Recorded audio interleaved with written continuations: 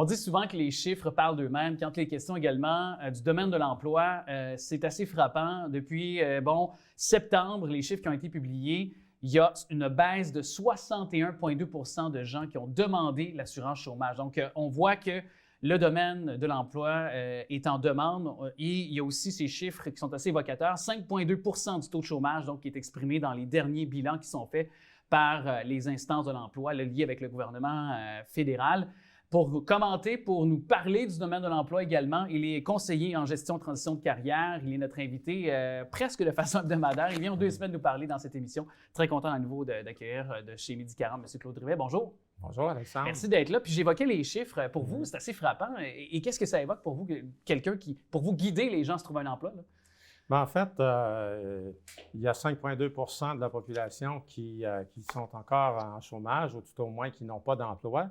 C'est une réalité, mais d'un autre côté, l'opinion populaire, les médias d'information nous disent clairement que tout le monde des affaires est à la quête d'employés, recherche des candidats, des candidates pour combler des postes qu'on a de la misère à combler. Il y a des entreprises qui ferment leurs postes ou qui sont obligées de diminuer leurs services et pour autant, il y a encore des gens qui sont sans emploi. C'est un peu aberrant comme situation.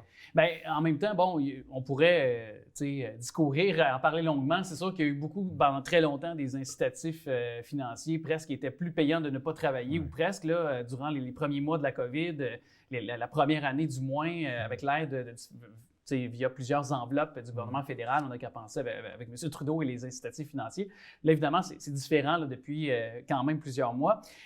Mais dans cette façon de pouvoir jaser sur la pénurie de main-d'œuvre, il y a aussi un travail que doit faire le chercheur d'emploi aussi pour se trouver un emploi. C'est évidemment un peu votre règle d'art de les guider, ces gens-là, mais quand même de pouvoir faire je dirais, un constat sur le marché actuel, du marché de l'emploi. Donc, est-ce que c'est d'avoir justement l'adéquation entre le CV et l'emploi, savoir si on a le bon CV qui convient au bon type d'emploi aussi? Ça, c'est un élément, évidemment. Mais si c'était aussi simple que ça, évidemment, on ne serait plus là. Ça fait 34 ans qu'il existe Midi 40 et ça veut dire qu'on répond aux besoins de la population qui est en recherche d'emploi. Ça, c'est un premier élément. Oui, le CV est très important, mais il y a aussi l'attitude, il y a aussi la capacité à démontrer les compétences, parce que le CV est un bout de papier que j'expédie par courriel. Bon, c'est une chose, mais est-ce que ça répond vraiment aux besoins de l'employeur? C'est ça la réalité, malheureusement. Vous savez, vous avez faim, vous avez un petit appétit, vous avez le goût de manger une chose et on vous en offre une autre. Je pense que malheureusement, vous ne serez pas en mesure de consommer le repas qu'on vous présente. On peut transposer ça en recherche d'emploi. Des gens qui ont des compétences, mais qui ne sont pas capables de le montrer de façon claire et satisfaisante, bien, malheureusement, n'obtiennent pas l'emploi. Et le premier point de contact qu'on a avec un employeur, c'est le CV. Alors, si le CV ne répond pas aux besoins, n'utilise pas la même terminologie, n'est pas clair ni attrayant, malheureusement, on n'aura pas de mariage possible, on n'aura pas d'entente, on n'aura même pas d'appel téléphonique. Est-ce qu'il y a un rôle aussi, par contre, que l'employeur peut faire?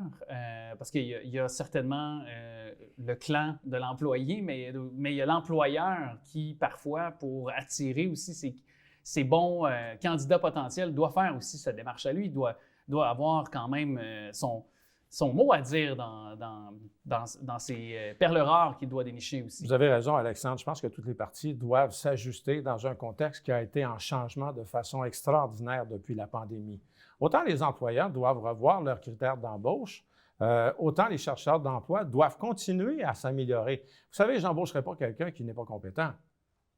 Oui, mais l'employé est là pour répondre à un besoin. Alors, c'est son rôle de s'ajuster, d'être compétent, d'être à l'affût de l'information, de savoir utiliser l'ordinateur si c'est requis, ou avoir des compétences qui sont en lien avec les besoins de l'entreprise. Mais est-ce que peut-être des fois, dans un certain cas, les employeurs, je pense que de plus en plus, on tend à le faire, mais est-ce qu'on est de façon massive de par les échanges que vous avez avec les employeurs, parce que vous faites un arrimage parfois là, entre justement ceux qui se cherchent un emploi et ceux qui donc, sont les employeurs. Est-ce qu'on est encore vraiment prêt à faire des allègements, à savoir les horaires, par exemple, à accepter le télétravail dans certains cas? Est-ce que ça, c'est une réalité qui est quand même présente? On peut s'inspirer de la vie courante. Tant que je n'ai pas eu de problème, je n'aurai pas besoin de faire de changement. J'en suis pas conscient et ça n'est pas requis. Quand on a eu des problèmes, là, ça entraîne une réflexion. Les entreprises qui sont peut-être un petit peu plus ouvertes vont introduire des changements plus rapidement. Des Mais assouplissements. c'est comme n'importe quoi dans la vie. Hein. Tant qu'on n'a pas touché le fond du baril, ça ne remonte pas.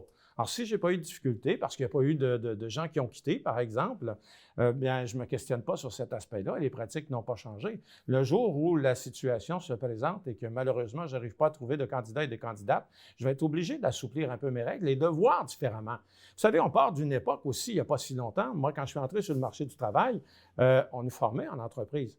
Ouais. On commençait par des tâches ordinaires, puis là, on graduait dans l'entreprise. On devenait responsable d'un département, responsable d'une équipe, directeur et tout ça. Cadre.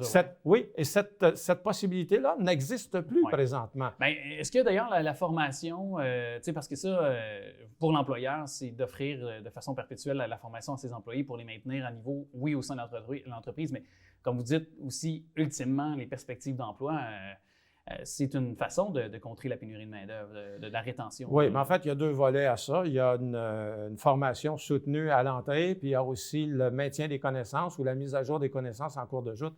Il y a beaucoup de variables là-dedans.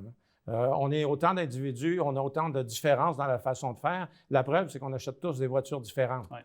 Donc, oui, mais par contre, pour répondre de façon plus claire, il y a des entreprises qui ont créé des programmes de formation, de mise à jour, qui ont aussi un accompagnement privilégié pour les personnes qui vont être introduites dans l'entreprise. Oui, et tant mieux, parce que ça crée des ouvertures. Vous savez, avec des changements, on peut s'attendre à d'autres choses, mais pas de changement, c'est statu quo. Il n'y a rien qui va évoluer à nulle part. Et ça, on revient, parce que là, on a beaucoup parlé du clan de l'employeur, mais je veux quand même aussi que l'employé se sente concerné par notre conversation actuellement, ceux qui veulent peut-être renouer avec le marché du travail, surtout qu'avec la période des fêtes qui s'en vient, il y a des emplois là, qui vont peut-être se créer ou qui vont peut-être être possibles pour les gens.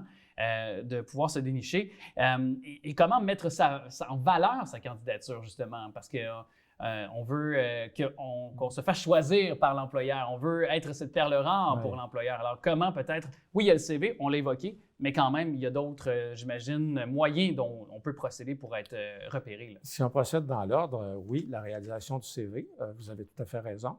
Et le CV doit être selon les normes d'aujourd'hui et non pas réalisé par une connaissance, un ami qui a voulu se rendre disponible. Ce n'est pas tout à fait la même chose, ça ne donne pas le même résultat. Par ailleurs, la connaissance de soi aussi permet de s'exprimer beaucoup plus facilement dans ce qu'on peut apporter à l'entreprise. Il y a une question en entrevue aussi qui est importante. Oui. Qu'est-ce que vous pouvez apporter à l'entreprise? Et cette question. Si je n'ai pas réfléchi à ça, ce n'est pas évident. Donc, il faut se préparer. Moi, je vais être le meilleur. Moi, je vais être le meilleur pour vous autres. Là. Moi, être le meilleur. Bien sûr, Alexandre, j'entends. Maintenant, comment pouvez-vous le démontrer? Ah, parce que je vais être le meilleur. Oui, bien sûr. Je suis désolé, il subsiste un doute dans ma tête et malheureusement, bon, ça n'ira pas plus loin. Alors, vous comprenez très bien la situation. Je pense que quand on paye un certain prix pour un produit, pour un service ou encore pour l'embauche d'une ressource, on veut en avoir pour notre argent. Et ça, ce n'est pas parce que les employeurs sont méchants, c'est la réalité économique dans laquelle on vit présentement. Exact.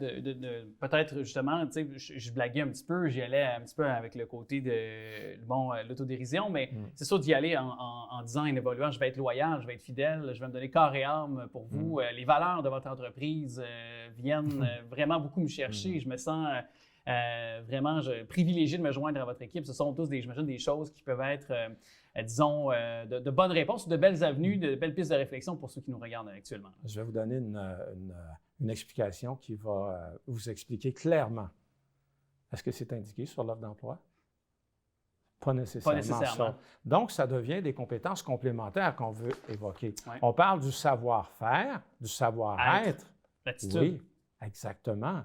Maintenant, il y a des compétences techniques qui sont réclamées. Il y a un vocabulaire qui est approprié à ça. Et c'est de ça qu'on doit tenir compte pour être en mesure d'être une réponse satisfaisante. Le reste, c'est un complément d'information. Et de planifier, ça demeure souvent, la chose est comme conclusion ensemble, M. Rivet, mais c'est d'aller vous voir chez Midi 40 parce que vous pouvez guider les gens également à planifier les choses, à bien construire leur aussi, par exemple, une entrevue. Pour certains, ça fait peut-être des années qu'ils n'en ont pas passé parce qu'ils étaient dans une entreprise depuis tellement d'années. Donc, les réflexes, tout ça peut nous aider en ayant des gens comme vous aussi. Vous avez tout à fait raison. Et ça se prépare, une entrevue, pour comprendre les enjeux, pour comprendre les besoins de l'employeur. Je dis souvent aux gens, plus vous allez comprendre les besoins de l'employeur, plus vous allez être capable de vous ajuster. Vous êtes une personne intelligente. Donc, il faut passer de l'autre côté et voir qu'est-ce que l'employeur attend, nonobstant ce que j'ai à offrir. Qu'est-ce qu'il attend? Hey, comment on peut s'ajuster dans cette situation-là? M. Rivet, merci beaucoup, puis on se dit à très bientôt. Au plaisir, Alexandre. Merci.